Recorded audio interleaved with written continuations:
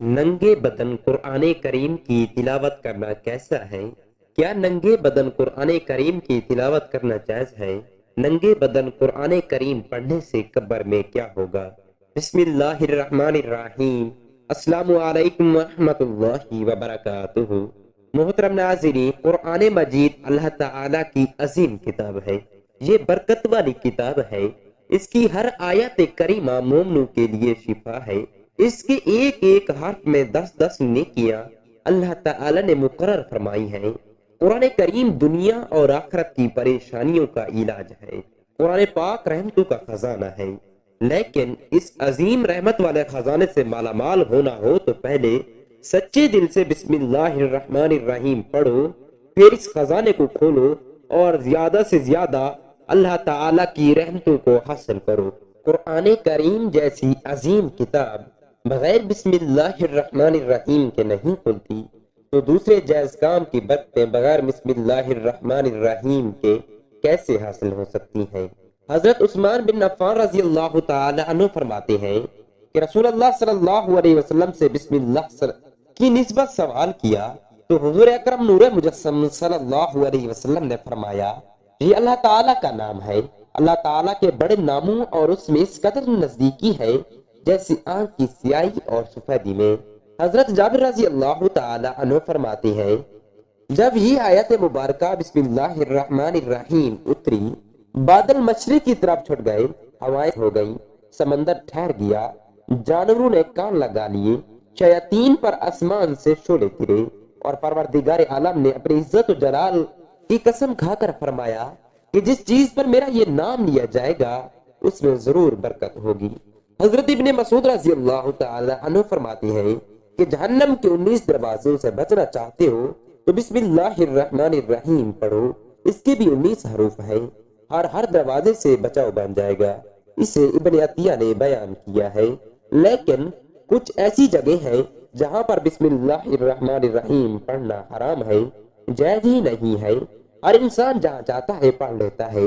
کچھ لوگوں کی ایسی عادت بن جاتی ہے کہ وہ ہر کام کرنے سے پہلے ایک دم سے بسم اللہ الرحمن الرحیم پڑھتے ہیں، تو کچھ ایسی بھی جگہ ہیں جہاں پہ بسم اللہ ہمیں نہیں پڑھنی چاہیے۔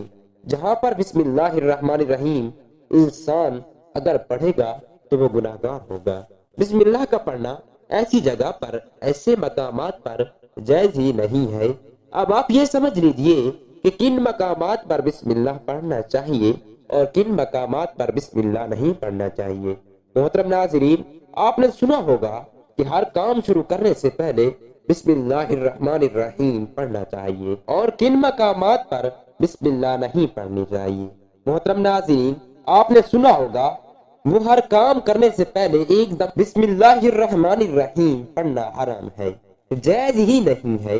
ہر انسان جہاں چاہتا ہے پڑھ لیتا ہے۔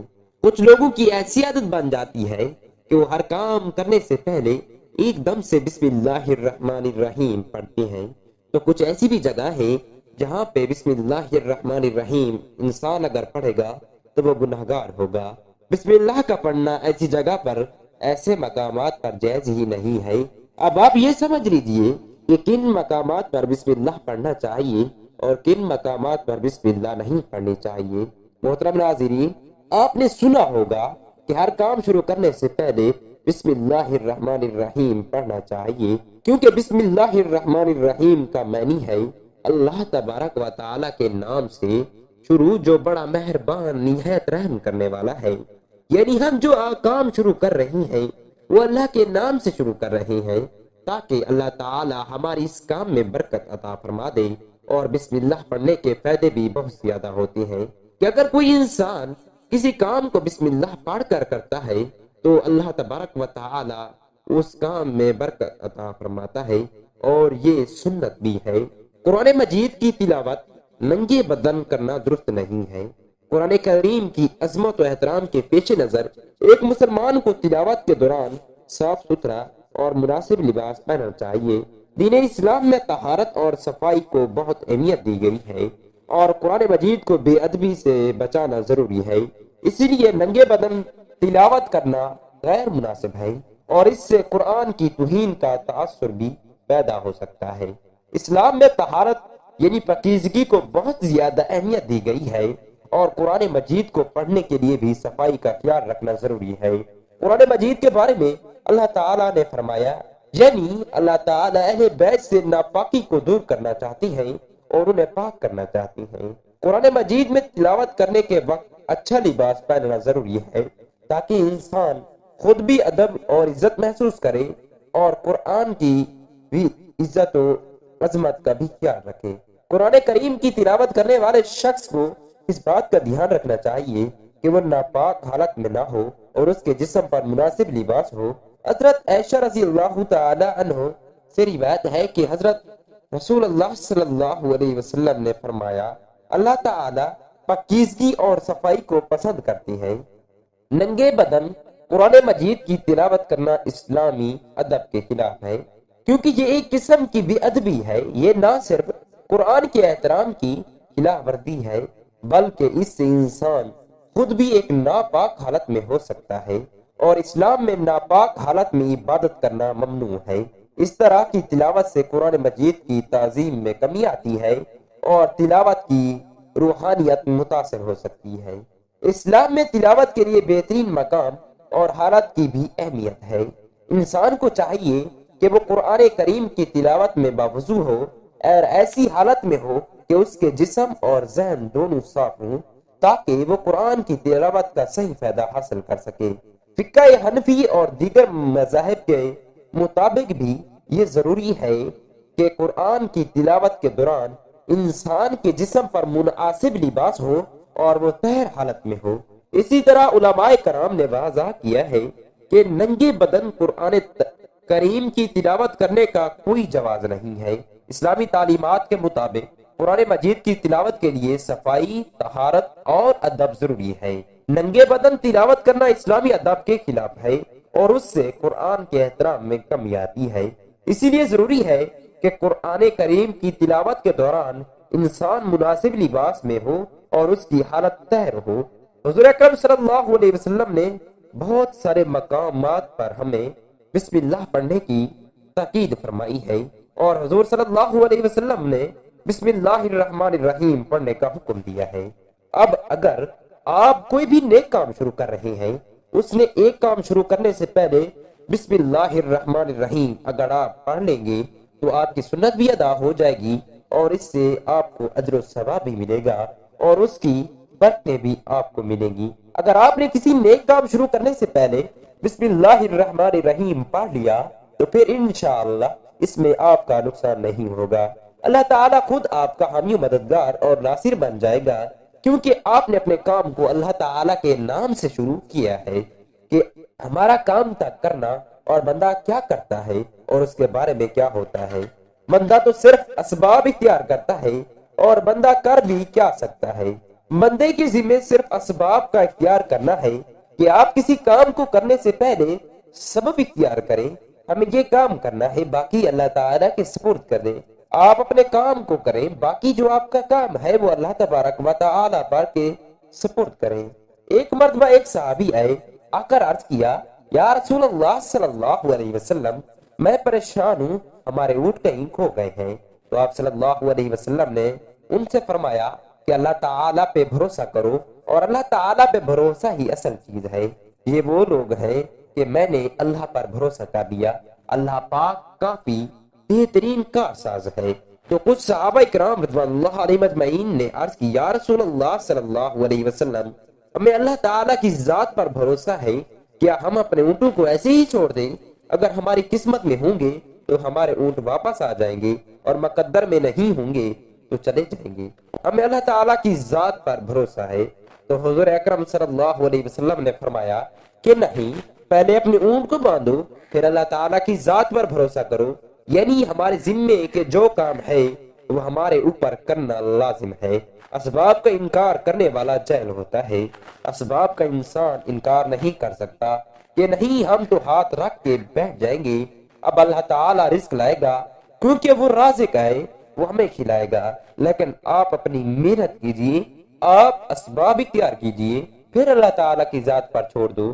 آپ پہلے جاؤ مزدوری پر، کام پر جاؤ، آپ کاروبار کرو، پھر اللہ تعالیٰ کی ذات پر چھوڑ دو کہ اے پروردگار عالم، اب ہمارا کام تھا ہم نے کر لیا، آگے تیری رضا ہے اور تیری رحمت کے ہم سب امیدوار ہیں۔ صرف ہمارے کمانے سے رزق تھوڑی آتا ہے۔ آپ نے کبھی سوچا ہے کہ دانے کو زمین سے نکالا کس نے؟ اس کے بعد پھر اس کو گیہوں کی شکل میں، پھر وہ آٹے کی شکل میں بنا، پھر وہ روٹی بنتی ہے۔ ہم سمجھ رہے ہیں کہ یہ ہماری محنت ہے، ہم نے روٹی بنائی، روٹی بنا کے ہمارے سامنے آئی، اس کے بعد ہم نے جیسے اس کو بسم اللہ الرحمن الرحیم پڑھ کے شروع کیا تو اب ہمارے حلق پر ایک فرشتہ بیٹھا ہوا ہے، وہ فرشتہ اللہ تعالیٰ سے اجازت مانگ رہا ہے۔ حلق میں ہماری دو نالیاں ہوتی ہیں، ایک نالی ہوتی ہے سانس کی اور دوسری نالی ہوتی ہے جس سے رزق اندر جاتا ہے، کھانا اندر جاتا ہے۔ تو یہ دو نالیاں بالکل برابر ہوتی ہیں اور دونوں کا ایک ہی چھید ہوتا ہے، لیکن پھر وہ اندر جا کر الگ ہو جاتی ہیں۔ اب آپ یہ سوچ کر دیکھیے کہ فرشتہ یہاں بیٹھ کر اللہ تعالیٰ سے پوچھتا ہے ہمارے ہر لقمے پہ کہ مولا اس لقمے کو زندگی کا سبب بناؤں یا موت کا باعث بنا دوں۔ اب اللہ تعالیٰ کی اگر مرضی ہوتی ہے تو وہ لقمہ زندگی کا سبب بن جاتا ہے، اور اگر اللہ تعالیٰ کی مرضی نہیں ہوتی تو وہ لقمہ موت بن جاتا ہے۔ اگر وہ لقمہ بجائے خوراک والی نالی میں جانے کی اگر وہ سانس کی نالی میں چلا جائے تو پھر انسان ختم ہو جائے گا۔ تو آپ دیکھیں ہم نے اتنے سارے کام کیے لیکن فرشتہ یہاں پر بیٹھا ہوا ہے کہ اس میوالے کو، اس لقمے کو کہاں لے جانا ہے۔ تو یہ آپ نے اسباب اختیار کیے، یعنی اس کو اسباب اختیار کرنا کہتے ہیں، اور اللہ تبارک و تعالی پر چھوڑ دیا تو نیک کام شروع کر رہے ہیں، کھانا کھا رہے ہیں تو ہمیں بسم اللہ پڑھنے کی تاکید کی گئی ہے۔ لیکن بہت سارے لوگ ایسے ہوتے ہیں کہ کچھ حرام کام کرتے ہیں، جیسے مثال کے طور پر اگر کوئی انسان جوا کھیل رہا ہے تو اس میں بسم اللہ کا پڑھنا حرام ہے کہ اللہ کے نام سے شروع۔ اللہ تعالیٰ نے کب کہا تھا آپ جوا کھیلو؟ جا کر اللہ تعالیٰ نے کب کہا تھا کہ آپ شراب بیچو؟ اللہ تعالیٰ نے کب کہا تھا کہ آپ جھوٹ فریب مکر کرو؟ جا کر اللہ تعالیٰ نے تو کہا ہی نہیں۔ ایک شخص نے بڑی عالی شان منزل بنوائی اور پر لکھا جامن من فضل ربی، اور شیطان نیچے بیٹھا رو رہا ہے۔ تو لوگوں نے پوچھا تو کیوں رو رہا ہے؟ تو اس نے کہا دیکھو میں نے اسے جھوٹ بلوایا، فراڈ کروایا، ہم نے اس کی بلڈنگ فراڈ کر کے بنوائی اور یہ لکھ رہا ہے یہ میرے رب کا فضل ہے۔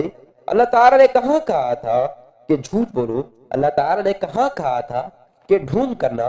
اللہ تعالیٰ نے کہا تھا کہ فراڈ کرنا؟ تو مقصد صرف یہ ہے کہ شیطان تو ہر طرح سے انسان کو بہکاتا ہے، تو اس لیے حرام کاموں سے پہلے ہمیں بسم اللہ ہرگز نہیں پڑھنی چاہیے۔ ہمیں ہم کام کرنے سے پہلے بسم اللہ الرحمن الرحیم پڑھنا چاہیے۔ ہمیں احتیاط رکھنی چاہیے کہ جب ہم باتھ روم کے اندر جائیں یا نہانے سے قبل بسم اللہ نہ پڑھیں، باتھ روم نکلنے سے پہلے یا جانے سے پہلے ہم بسم اللہ الرحمن الرحیم پڑھیں، اور باتھ روم کے نکلنے کے بعد جب کپڑے پہنیں تو پھر بسم اللہ الرحمن الرحیم پڑھیں۔ اللہ تعالیٰ سے دعا ہے کہ اللہ تعالیٰ ہمیں حضور پاک صلی اللہ علیہ وسلم کی سنت پر عمل کرنے کی توفیق عطا فرمائے۔ اللہ پاک ہمیں بہت احترام کرنے کی توفیق عطا فرمائے اور ہمارا خاتمہ ایمان پر فرمائے، آمین۔ اللہ تعالیٰ تمام مرحومین کی بخشش و مغفرت فرمائے، آمین۔ اللہ تعالیٰ تمام مرحومین کی بخشش و مغفرت فرمائے، آمین ثم آمین۔ ویڈیو صحیح لگی ہے تو اس کو لائک کریں اور شیئر کریں اور چینل کو سبسکرائب کرنا مت بھولیں۔ جزاک اللہ خیرا کثیرا۔